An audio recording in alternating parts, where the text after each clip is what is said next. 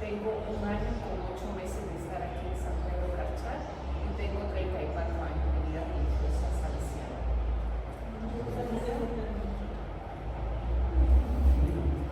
Muy buenas tardes, mi nombre es Gema Cecilia Chuloteo Vázquez, soy guatemalteca del departamento de Sonora, mucho gusto. Tengo 9 meses de estar aquí en Carchal, pero hace 2 años estuve ya 4 años y entonces es un placer conocerlos y estar aquí también. Muy bonito el lugar, el trabajo que realizamos. Mucho gusto, hermana. Buenas tardes, mi nombre es Teresa de Jesús, soy salvadoreña y voy por el 3er año de estar acá en esta comunidad, pero de la 5ª vez. Entonces ya prácticamente soy de por acá. Y el trabajo me encanta, verdaderamente trabajar acá es muy bonito, muy empeñativo, sí, pero así somos trabajando. Entonces, buenas tardes para todos. Vamos a comenzar con las preguntas. Va a haber alrededor de 14 preguntas, donde queremos también dejar en claro que ustedes son libres de responder. No queremos que sean muy presionadas, sino que siéntanse libres de responder a las preguntas. Y pues vamos a comenzar. Buenas tardes, mi nombre es Lisbeth Che. Y pues la primera pregunta que quisiera hacer es: ¿la Iglesia Católica considera el aborto un pecado muy grave? Sin embargo, ¿qué postura tiene la Iglesia en casos extremos donde el aborto pues es la única opción para salvar la vida de la madre? Por ejemplo, cuando el embarazo pone en riesgo la vida de la madre, porque sufre alguna enfermedad, ya sea cáncer o problemas del corazón, y empeora y tal vez pueda matarla de un solo, o cuando el feto no puede vivir afuera del vientre de la madre, o cuando el bebé sufre una grave enfermedad que no podrá disfrutar de su vida al máximo y solo sufrirá. En estas situaciones, pues, ¿dónde se busca salvar la vida?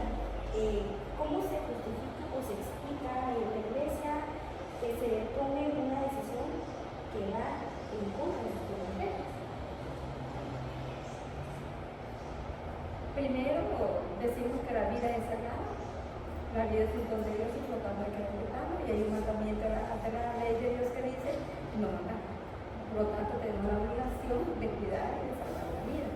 Sin embargo, también para que una acción sea pecado, tiene que tener 3 requisitos. Uno que se llama materia grave. En ese caso el aborto es materia grave porque hay un mandamiento que dice que no hay que matar, hay que cuidar la vida. Segunda condición para que una acción sea pecado es que yo conozca que eso es pecado. Suponemos que ya una gente grande, si es católica, pues sabe que eso no es conveniente, no es recomendado ni es permitido. Pero tercero viene, y aquí es donde se puede crucificar, que yo libremente decida hacer aquello, aún sabiendo que está recomendado por la Iglesia, yo lo conozco, pero yo decido por mi conveniencia propia.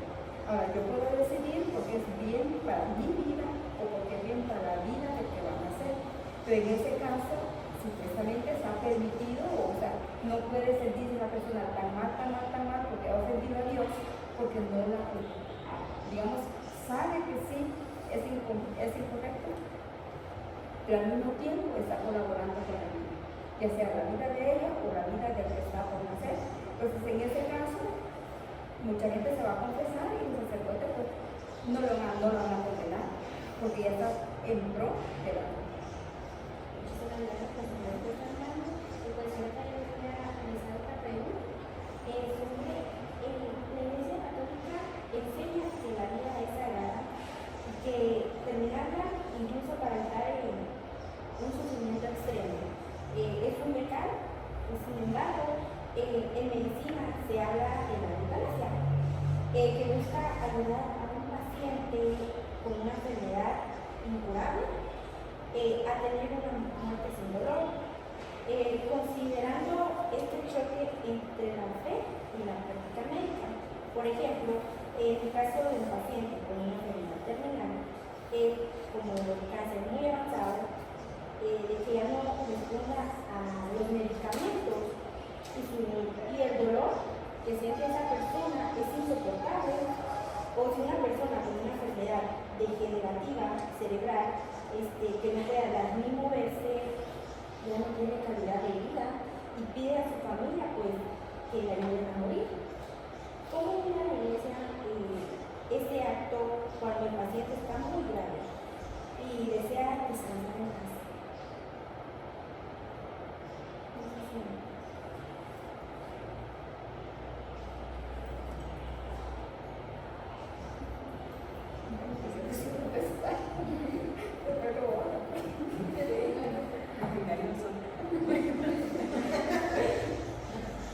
Bueno, yo de esa parte he leído un poco y sí, bueno, estamos siempre con el quinto mandamiento que es amar la vida.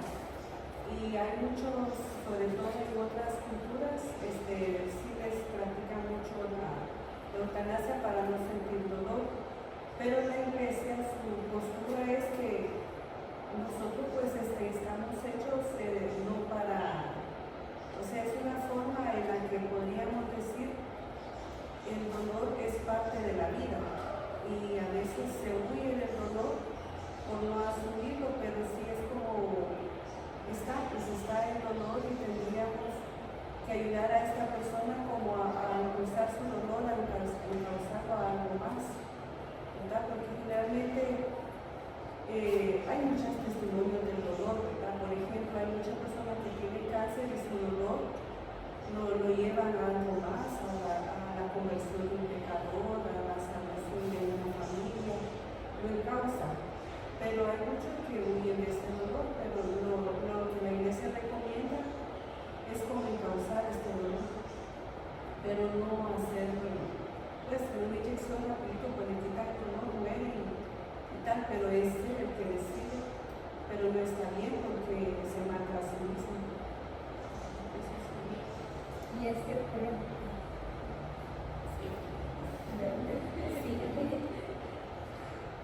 no, es que también, por ejemplo, si hablamos de la Iglesia Católica, se supone que somos personas de fe y estamos llamados a identificar la conexión. El mismo Jesús hubiera dicho, bueno, me voy porque yo tengo derecho, me voy porque no voy a seguir sufriendo. Y Jesús sufrió hasta que llegó la vida. Y esa es la vocación de nosotros también. El dolor es un momento de purificación, como ya se dijo. Purificación para los demás, pero también purificación de mi propio vida. ¿Para qué? Para que cuando llegue el momento, que ya era la meta final, que Dios había pensado en mí, yo esté limpio, yo esté tranquilo, yo esté en paz, que me haya reconciliado con Él, me haya reconciliado con los demás, porque muchas veces el dolor se agrava cuando yo no estoy en paz con los demás. Entonces, la recomendación es esa, precisamente, que los que están a nuestro alrededor lo evangelicen, lo motiven a sufrir con amor, a sufrir con alegría, porque el mismo Señor nos da la fuerza, porque Él no nos va a pedir nada para lo cual no nos ha preparado. Él nos da la suficiente energía, suficiente fuerza y se supone que pone personas a la paz que me van a acompañar a vivir ese momento asimilando el Señor. Como fundamento también de nuestra propia vida, no podemos hablar así en el aire con todo lo que han dicho nuestras hermanas, ¿verdad? Pero sí tenemos un fundamento en la Biblia, ¿verdad? Que dice Génesis 1:26, hagamos al hombre a nuestra imagen y semejanza. Creo que esto lo tienen ustedes bien claro para los que somos católicos creyentes. Entonces, esta es una parte, el fundamento del ser humano, por lo que tienen un origen y tienen un final.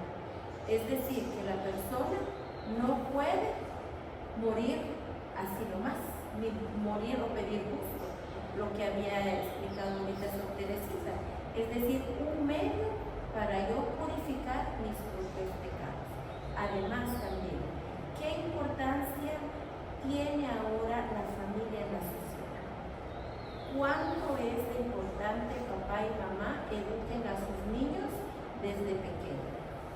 cuando sean grandes no tengan esta desgracia, podemos llamar, ¿verdad? Porque quiere decir que esta persona está muriendo sin Dios, ¿sí? Y cuando nosotros somos creados o somos formados y acompañados dentro del seno de la iglesia, no tendríamos que tener estos sentimientos. ¿Por qué? Porque es una gloria sufrir y tener presente los sufrimientos de Cristo en una cruz y nosotros encauzar este dolor que Él mismo nos permite, ¿verdad? ¿Cuánta gente tiene experiencia en nuestra iglesia en la que agradece al Señor porque les ha llegado una enfermedad o que les ha llegado algún bienestar en familia? Porque son familias que sí se han formado dentro de la iglesia. Y entonces esto es muy lamentable, tener sentimientos al final de la vida, pedir de esta manera morir, cuando sabemos que es una ganancia. Pienso que también siempre de la eutanasia, que es ponerle fin a una vida que ya no tiene remedio y cortar con ella. Yo pienso que tengo una amiga en Guatemala que tiene mucho poder adquisitivo, pero la nieta le salió ciega, sorda, muda y cuadraplégica. Y entonces ellos son católicos. Ellos no le van a poner fin a la niña porque esa niña también está dando testimonio de que si Dios la hizo así, ellos tienen que ayudarle. O sea, también la niña está sirviendo para que las personas ganen méritos. Por ejemplo, aquí en otros países también está deliberada la eutanasia, ¿verdad? O sea, que sí la aceptan. Y yo no estoy de acuerdo porque ellos, si tienen esas enfermedades terminales, nos ayudan a nosotros, a los que los cuidamos, a crecer virtudes de la paciencia, de la tolerancia, de la empatía, a ser más humanitarios. Y de parte de ellos, aunque ellos no sean conscientes de esa enfermedad tan dura que tienen, también se están uniendo a los dolores de Cristo. Y todo lo que uno pasa en esta vida no tiene que quedar en el vacío, sino que así como Cristo murió en la cruz, también uno se une a esos dolores. Entonces no se vale quitarle la vida a una persona. Aquí también ocurre otra pregunta relacionada también a este tema. Como ya muchos me han dicho que hay que luchar, creemos que hay que luchar aunque la cuestión sea muy complicada, pero también ocurre como un choque que si no seríamos muy egoístas al dejar sufrir demasiado a otra persona, porque muchas personas que practican la eutanasia con un familiar deciden hacer esto para que ya no sufran, pero otras personas como que son muy egoístas al no hacerlo, porque hay un montón de enfermedades que las personas sufren demasiado. Entonces no sé cómo sería el momento que les interpretaría un poco de egoísmo en ese caso. Yo pienso que no es egoísmo, sino que es como quitarle el poder a Dios, porque si Dios le da a esa persona esa enfermedad incurable, es porque nosotros como cristianos sabemos que el tiempo de Dios es perfecto, que todo lo que nos pasa, o sea, esas son nuestras creencias. Para las personas ateas, pues no creen en lo nuestro, pero el único que puede dar y quitar la vida es Dios. Y si Dios a esa persona le está pidiendo mucho dolor, Él sabrá en qué momento le puede quitar la vida. Pero nosotros no somos nadie para quitar la vida. O sea, Dios nunca nos va a pedir más de nuestras fuerzas, pero esas son nuestras creencias como cristianos, como católicos. O sea, no tenemos derecho a dar la vida, por lo tanto, ni a quitarla, mucho menos. También, ¿cómo la Iglesia Católica acompaña a las personas que han decidido tomar la decisión de la eutanasia a un familiar? Depende, porque si la persona va y comunica a un director espiritual, a sacerdotes, pues si el sacerdote mira más o menos lo que estamos diciendo nosotros ahorita. Me llamó la atención cuando hablaban del egoísmo. Si yo tengo, por ejemplo, una persona enferma a quien yo estoy cuidando, puede ser que yo en algún momento diga, mejor que le quiten ya la vida. Voy a ver egoísmo en mí cuando digo, ya estoy demasiado cansado. Yo ya no aguanto más. Ni como, ni duermo, ni me puedo hacer una limpieza bien hecha porque el enfermo se me va a caer, el enfermo se me puede morir. O sea, yo me angustio. Por eso dice que el primer atendido tiene que ser la persona que cuida. Pero ahí puede haber egoísmo de la parte que cuida, porque ya no aguanta más. Bueno, y entonces yo digo, ¿y si el paciente, el enfermo, aguanta porque yo no voy a aguantar? También yo estoy sufriendo a la parte de la persona que está enferma. Entonces, si yo, digamos, tengo el enfermo y decido que le quiten la vida, que apliquen la eutanasia, pero si yo me pongo a hablar y me digo, ¿es correcto o no es correcto? Puede ser que esa persona decida y pida un consejo. Y de hecho le van a decir, no, mira, Dios tiene un propósito y todo eso, no es que Dios sea mal y quiere que la gente se solo. No, hay un propósito que va directo al cielo. Pues aquella persona sencilla dice, bueno, yo decido punto. O sea, la iglesia no puede hacer nada más porque la persona no decide ir a consultar, no decide pedir una orientación, se orienta por sí mismo, decide. Y frente a la decisión de la persona, no hay necesidad. Pues yo también tengo otra pregunta, es como un ejemplo. Pues digamos que una persona tiene un accidente y queda en coma. Y de esa persona ya no hay modo de que despierte, hay que esperar tanto tiempo, tanto, y digamos que los familiares no tienen como el dinero suficiente para estar pagando. Entonces, ¿ustedes qué dirían o qué piensan de eso? Que piensen desconectar a la persona, porque están viviendo por medio de unos aparatos eléctricos. Será lo mismo apostar por la vida, porque tampoco si le quito la vida y voy a hacer que se recupere, han habido caso de caso, ¿verdad? Hay una que hace 3 tiempos tan buen para la vida, o hay personas que sí siguen sufriendo. Entonces, aquí quiero quizá nuestro punto será como apostar por la vida, cuidar, como decimos, al no hay nadie que por quien venga, como dice una frase, ¿verdad? Entonces, a lo mejor esta persona está siendo como un canal de gracia para toda su familia. Entonces, sería como hasta un bien para la familia, aunque esta persona está pagando el bolsillo. Es bien difícil, pero tampoco quitarle la vida. ¿Quién, como es eso, quién es uno?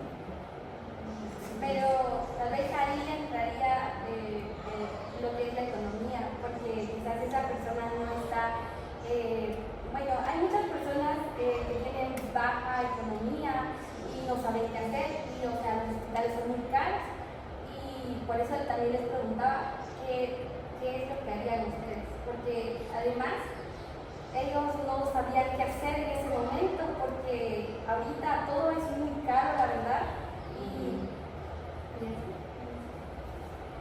hay algo, por ejemplo, que uno admira en la gente que es muy solidaria.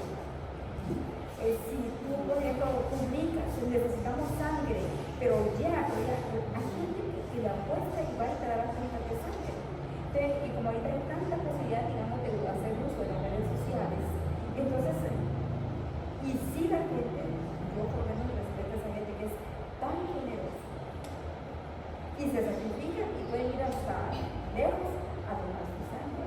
Entonces yo pienso que ahí está como la creatividad, pero esa creatividad que van a hacer de una confianza que tú tienes. Tengo que luchar, porque es lo que tú decías Sócrates. Y si Dios le quiere alargar la vida, porque en ese transcurso Él se va a salvar, y vengo yo a estar aquí, yo soy responsable de lo que Dios va a hacer con esa persona. Pero toda mi familia, ¿por qué no se muere? ¿Por qué no se pone fila? ¿Sabes? Ayúdenme, y la gente va a estar. Les puse un caso ahorita, hay muchos casos así, donde mucha gente se muere. Pero hay gente que se cierra y dice, no, que no me ayude, no lo voy a publicar, no quiero. Frente a eso, pues no se puede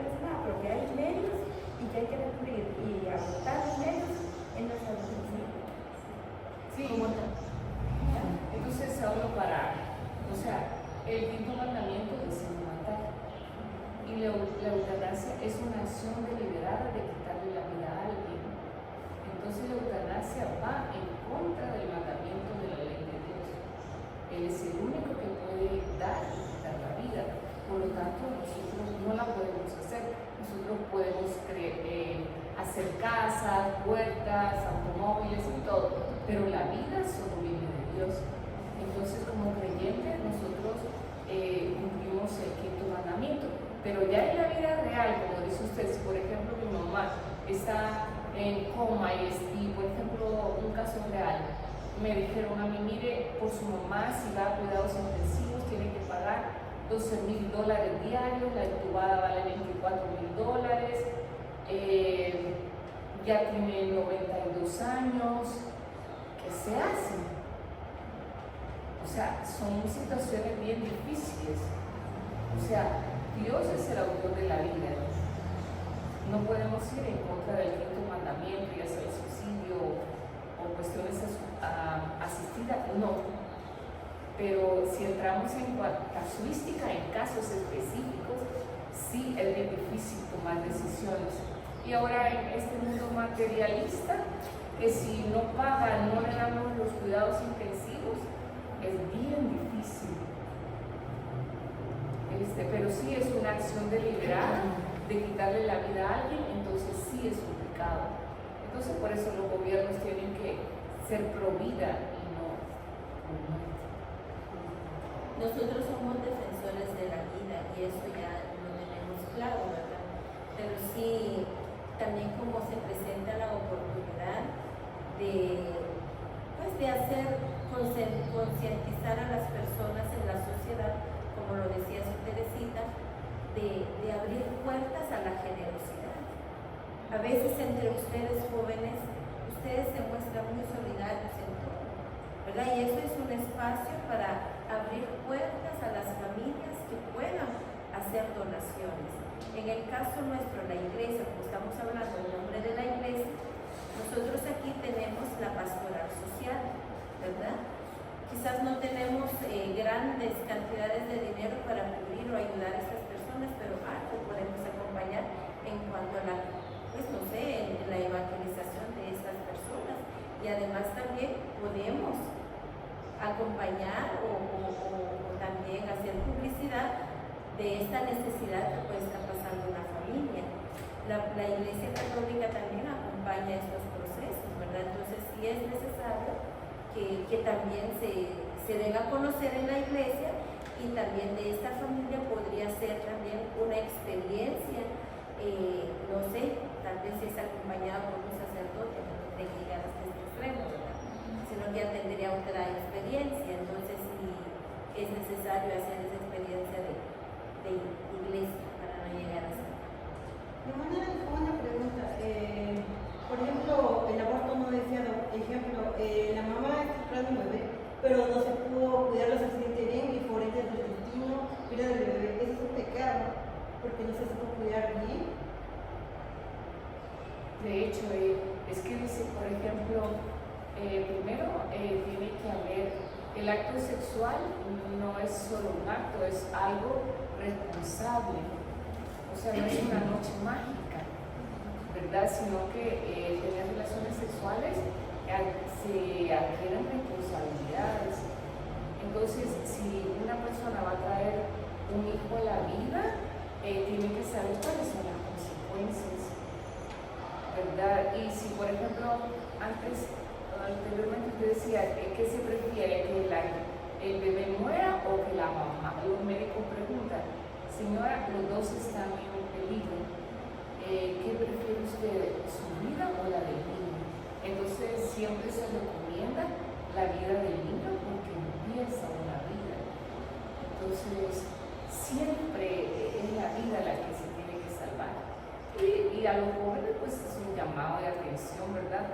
Porque a veces vemos niños de 12 o 13 años jugando a papá y mamá y no saben las consecuencias de lo que va a pasar.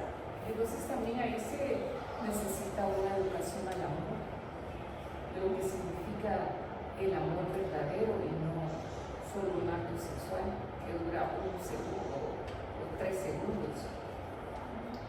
Y porque No, siga. Es que yo le iba a hacer otra pregunta, pero siga. lo que volvemos a lo anterior. Tú decías, esa señora no se cuidó, No se curó suficientemente bien que perdió el bebé. pero Pero no fue intencional. ¿por qué esa señora no se cuidó? Recordemos, ustedes que no se les olvide, motivos, razones o requisitos para que una acción sea pecado. De lo contrario no podemos hablar de un pecado. Si no es materia grave, en ese caso es materia grave porque hay un mandamiento que dice, yo lo conozco, la señora sabe que ella tiene que cuidar la vida, sabe que se va a quedar embarazada y tiene problemas, se espera hasta que no diga, ya puedes. Porque si lo hace es un atentado contra la vida porque ella lo sabe. Entonces es un atentado. Entonces no podemos decir es pecado o no es pecado. ¿Por qué la señora no se cuidó? Entonces ahí hay que recurrir a lo mismo. Miren, 3 cosas necesarias para que una acción sea pecado.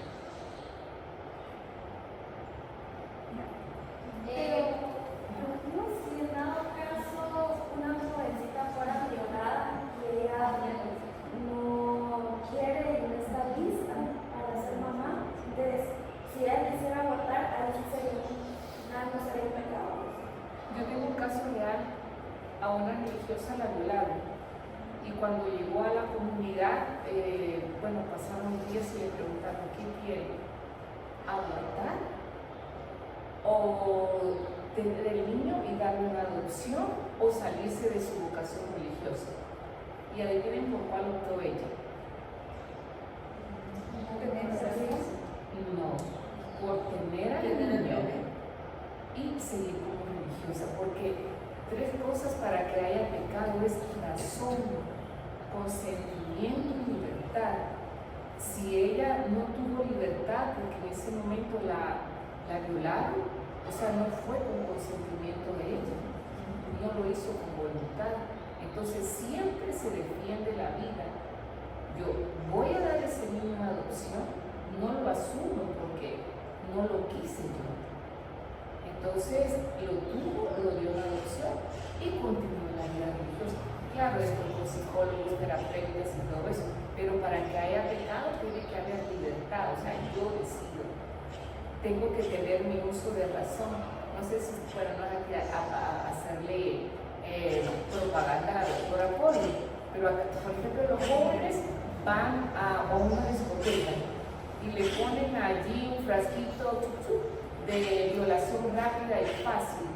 Y entonces dice la joven que le preguntaron al novio, mira, vemos a tu novia toda estresada, ¿querés que le demos estas 3 gotitas? Sí, de cóctel. Entonces el muchacho dijo que sí. Y la muchacha cayó. Y enseguida cayó una mujer y 2 hombres encima de ella. La violaron, hicieron todo con ella. O sea, ella no fue consciente de lo que estaban haciendo. No usó su libertad. No hubo una acción deliberada. Entonces, ¿cometió pecado o no cometió pecado? No cometió pecado. Porque ella no estaba consciente, no lo hizo con libertad y no lo hizo usando la razón. Entonces, pienso que siempre hay que salvar la vida. Pero si, por ejemplo, a ella en ese caso, no sé si la apoyaron sus padres, sus familiares, porque en muchos casos algunos padres no apoyan a sus hijos. Entonces, ¿ustedes qué piensan de eso? O, por ejemplo, otra cosa, que si es un menor de edad, tiene como 14 años aproximadamente, y ya después en el parto es muy peligroso. Sí. Bueno, yo tengo una experiencia de una joven en El Salvador, salió embarazada y uno siempre con la moral encima, ¿verdad? No, que la eche de la casa, que se vaya a vivir con él, que se pase de nuevo, que no sé. No, uno comete de adulto tantos errores. Ahora, ese niño es la alegría de toda la familia. El papá era médico y dijo, abortar. La mamá, yo no te quiero. Y uno, no, que se vaya, que se vaya con él, que vea lo que cuesta. O sea, a veces no somos por vida. Entonces, siempre lo más importante es la vida. Que frijoles siempre van a haber, que un pañal se puede ir a pedir de la vecina, que si se enferma podemos recurrir, pero siempre defender la vida, aunque pase lo que pase. Y ese es el papel de la iglesia, entendiendo que la iglesia no solamente es el padre, el sacerdote, la iglesia somos todos los católicos. Entonces todo eso se va multiplicando. Ustedes como jóvenes, si es jovencita, usted no conseja, no van a luchar, no sé qué. Pero ustedes, o sea, cada persona católica va extendiendo el pensamiento de la iglesia. No es solamente que el padre vaya o que la persona vaya a misa. Se dice católica, pero no se dice que nunca va a la iglesia. O sea, católica de nombre, pero no hay convicciones. Entonces, es bueno evangelizar, eso se llama evangelizar, extender, propagar, proclamar las verdades, las consecuencias, para que la gente diga, verdaderamente me tengo que cuidar más, verdaderamente tengo que ser responsable, verdaderamente tengo que asumir las consecuencias de mi decisión.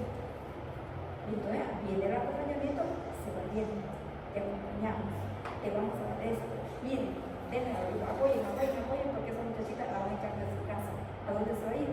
Veamos, acompañémosla. Démosle valor para que no dice, entonces me mato, yo lo que está pasando ahorita, ¿verdad?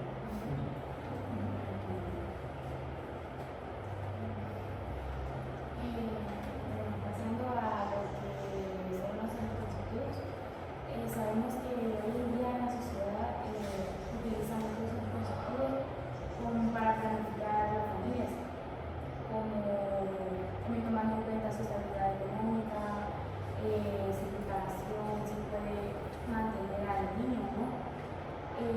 Para muchos esta es una forma responsable de asegurar que podemos hacer el mejor futuro posible en su vida. Pero la Iglesia Católica prohíbe el uso de anticonceptivos, porque ya que se considera que cada acto conyugal debe estar abierto a la vida, o sea, a la vida. Y esto genera mucho conflicto para los matrimonios y adolescentes, porque ¿cómo pueden hacer los matrimonios protegerse y no tener hijos? Pero también de que ellos tienen toda esa fe en la Iglesia Católica. Entonces, esto hace mucho dilema de cómo puede una pareja o un adolescente actual mantenerse su fe, sabiendo que el matrimonio hay esta necesidad de la vida sexual. ¿Y cómo consideran que si deben de ignorar los factores económicos y sociales para seguir esa doctrina que tiene la Iglesia Católica? ¿O deben de planificar y para el bienestar de su familia en el futuro, aunque esto vaya contra su fe?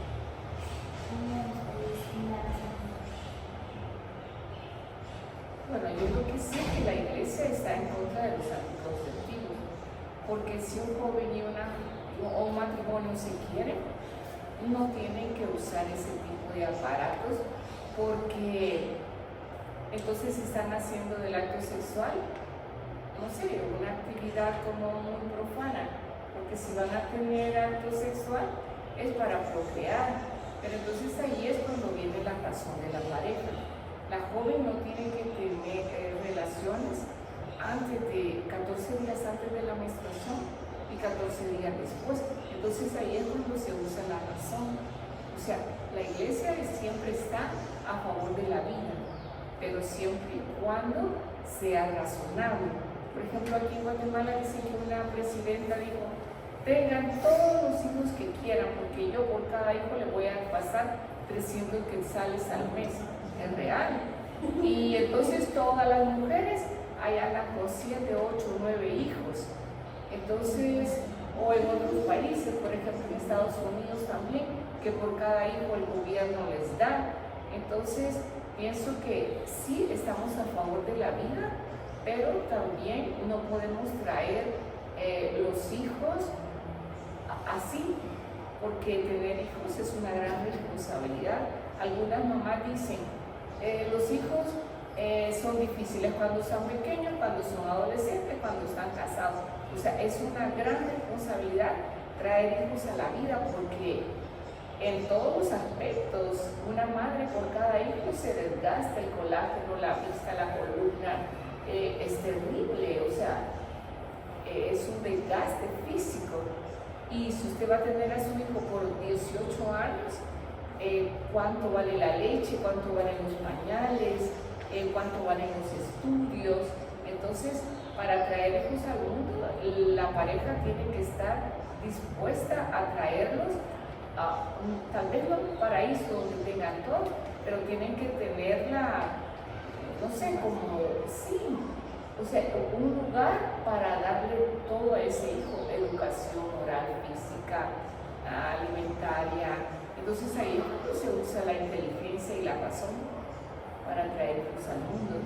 Y al igual que, por ejemplo, los anticonceptivos no se podrían utilizar, ¿sería pecado utilizarlos si ya sea la mujer o el hombre contiene la enfermedad de VIH? Que se considera como pecado utilizar anticonceptivos si ya sea alguno de los dos, como el hombre o la mujer, contiene la enfermedad del SIDA? Porque sabemos que esto se transmite por medio de pero ellos se contagiaron debido a algo como comer de sangre, una herida, una incisión, pero no fue porque ellos hicieron enfermedades. Entonces, como son un matrimonio y los dos se aceptaron tal cual, por ende deberían de usar anticonceptivos o se propone no los anticonceptivos, porque van en contra de la vida. Porque no solamente defender a quien es que la persona tenga vida plena. Porque un niño puede estar viviendo allí, pero vive más desgraciado que el va a ser. No tiene comida, no tiene salud, no tiene educación, no tiene cariño, lo maltratan, lo ponen a trabajar porque fue un hombre grande. O sea, una vida maltrecha, ya no así con palabras, sí, ¿verdad? Pero he venido porque tengan vida y tengan vida abundante, o sea, una vida digna de hijo de Dios, de hija de Dios. Entonces, eso es lo que tienen que pensar las parejas. Y entonces la iglesia dice, usen los métodos naturales, no los anticonceptivos, los naturales, voy a decir. Hay momentos en que sí puede quedar embarazada y momentos en que no. Ese es el cuidado que tiene. Y la iglesia eso sí lo permite porque hace uso de tu responsabilidad y de tu libertad y de tu madurez. Pero según el caso, por ejemplo, el muchacho tiene SIDA y la esposa no tiene, no la puedo tocar porque la voy a dañar y la voy a contagiar. Entonces, porque el amor consiste en eso, en respetar la vida del otro. Entonces, si yo contagié, por ejemplo, el papiloma humano, ¿no? Que se contagia también algunas veces por eso, no la puedo tocar a ella, porque la voy a contagiar. Entonces, lo siento, pero entonces por ende prácticamente no deberían ser pareja. no, pareja sí. Es que el amor no consiste solo en una relación sexual. El amor es más que una relación que un contacto físico. El amor va más allá de ese acto. Entonces, por ejemplo, nuestros papás sé porque todavía están jóvenes, pero el verdadero amor, eso ya queda en un segundo plano, las relaciones sexuales, porque cuando alguien ama a la otra persona como pareja, quiere el bien del otro. Pero si yo sé que tengo una enfermedad y la voy a contagiar, no la puedo tocar, porque la estoy suicidando a ella. Entonces no amo yo a la otra persona. También tengo una pregunta. Ahorita en un caso que una pareja de jóvenes quisiera tener relaciones sexuales, pero si quieren proteger, pero son católicos, ¿cómo sería ahí? Porque ahí puede haber un embarazo no deseado y tal vez la chica puede tomar la decisión de abortar, pero también pueden transmitirse enfermedades sexuales. Entonces sabemos muy bien que también los anticonceptivos no los protegen,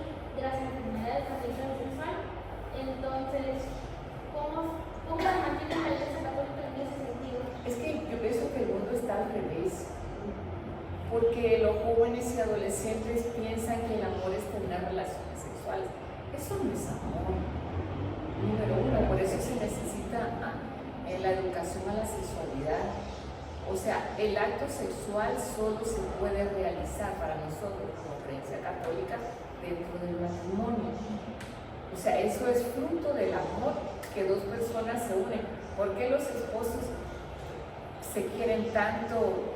Porque no son dos personas, llegan a ser uno, pero no porque hacen del acto sexual solo un acto material, es porque los dos van a llevar una vida.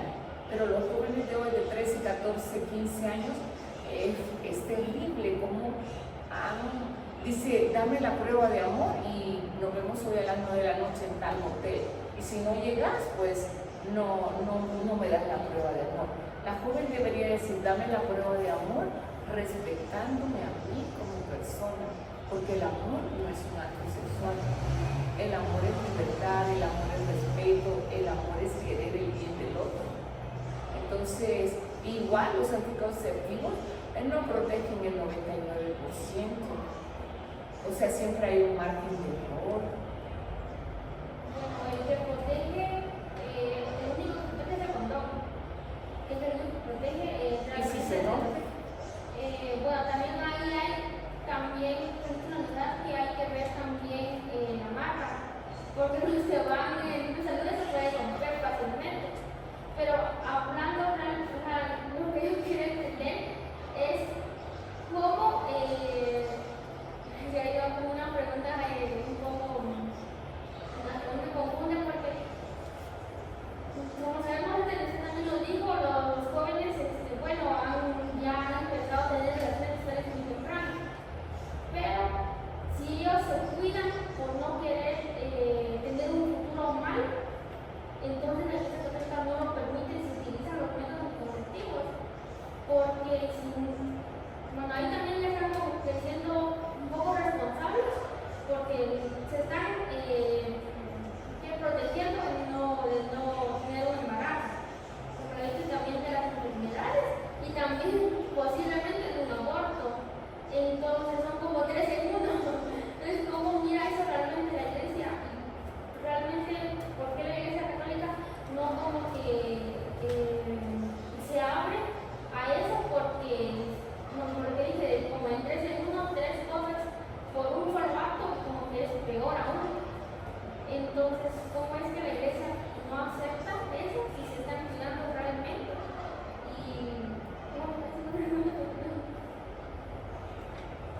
Pues una, porque la iglesia siempre va a apostar por la vida y la otra por la dignidad de la persona, porque eso es creada la imagen y semejanza de Dios. O sea, no es un objeto de placer, de erotismo como lo presenta el mundo. Una.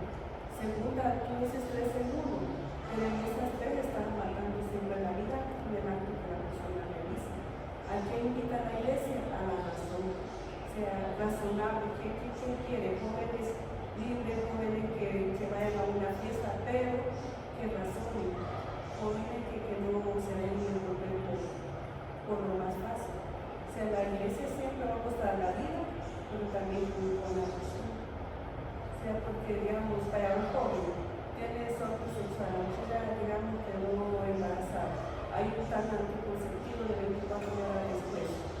Pero si en ese momento hubo fecundación, esa mujer mató también la vida y no siente vida.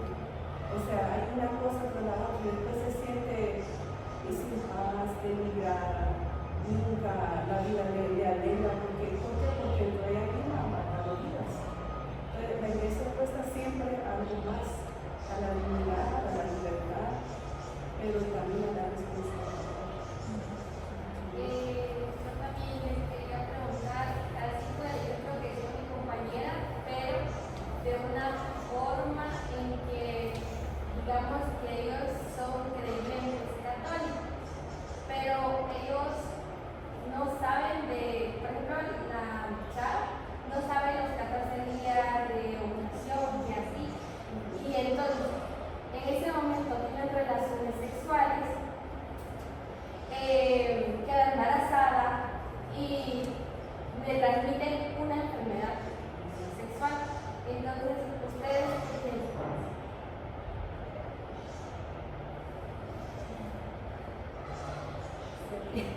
Se tiene la consecuencia. O sea, es que el punto o el acto está, quedó embarazada. ¿Cómo se va a sentir? O sabemos la consecuencia que le pasa a esa joven que queda embarazada. O la echa de su casa. O todo el mundo anda mirando, mira. O sea, ¿y cómo se siente aquella joven? Totalmente mal. Pero ese muchacho no ama a esa muchacha. O sea, él no pensó. Entonces, él sencillamente, digamos, llevó a la práctica su emoción sexual, su instinto sexual, pero no, el Señor dice en la materia, el hombre dejará a su padre y a su madre y se hará una sola cosa con su mujer. Pero después de haberlo pensado, con ella no lo digo, con ella, y con ella vas a tener la familia, pero ¿cuánto lo considero oportuno?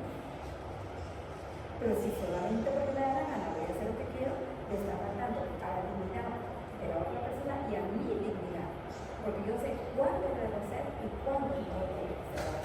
Que si tenga instrucción de que en esta fecha puede tener el acto y no puede embarazar, esa es la educación que hay que recibir. Y que le toca a la iglesia, que le toca a los centros educativos. En la parte educativa, a veces hablan de la sexualidad no en el sentido pornográfico, pero no una educación. Ustedes también pueden sugerir que también en las escuelas, en los centros educativos, en las universidades, sea un tema visto de una forma integral. Pero porque si no, ellos se van maltratando. Se maltrata el hombre, se maltrata la mujer. Y los dos quedan trabajo, porque no se sienten felices. Porque yo soy feliz cuando me siento que me honraron, que me respetaron y que ese niño es fruto de un amor de verdad y no de una luz. Y recordar siempre que todos los actos deben de ir acompañados de la libertad, de la razón y de la inteligencia. Si esa niña de 13 años o 11 años hizo un acto sexual, quedó embarazada y adquirió una enfermedad, entonces hay que enseñarle que todo acto tiene un premio o un castigo. Si yo hago las cosas bien, mi vida será maravillosa. Pero si yo doy un paso en falso, tendrá consecuencias. Entonces, pienso que aquí lo importante es educar a una vida sexual correcta.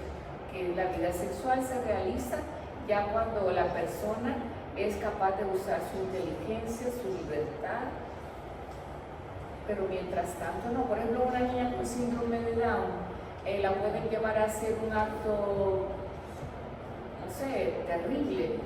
Ella no es una persona razonable, no tiene inteligencia, tiene ¿verdad? Entonces, a mí el llamado es educar al amor. O sea que en las escuelas se den clases de educación al amor, que el amor no es un acto sexual, que el acto sexual solo se realiza cuando las personas ya tienen una solvencia moral, económica, que la persona puede afrontar esa situación. Pero mientras tanto, no a las relaciones sexuales, porque tienen una consecuencia. Y que no están, por ejemplo, si yo quiero un mango y me lo como chiquitito, esto es más amargo porque tengo que esperar, o sea, todo en la vida tiene que llegar a su madurez para realizar cierto tipo de actos. Muy bien, siguiendo también con las pastillas anticonceptivas, ya no desde el punto de embarazo o relaciones sexuales, sino de enfermedades más personales de las mujeres, que hoy en día sabemos que las pastillas no solo se utilizan para evitar un embarazo, sino también para tratar y evitar enfermedades como los quistes o síndromes de ovario. En este caso, si una mujer católica se ve 100% obligada a tomar estas pastillas, ¿cómo actuarían ustedes? ¿Qué consejos le darían para enfermedades, sea quistes o síndrome de ovario? Yo conozco una joven también que tenía problemas menstruales y todo eso, y desde la edad de 12 años hasta los 17 tomó medicina, esas cosas anticonceptivas, y ahorita ha tenido su bebé, está casada, está realizada. A veces se ocupan ese tipo de pastillas para otras enfermedades, pero también está la medicina alternativa, ¿verdad? O sea, hay otra clase, no solo la medicina química puede ayudar, sino que también la medicina natural.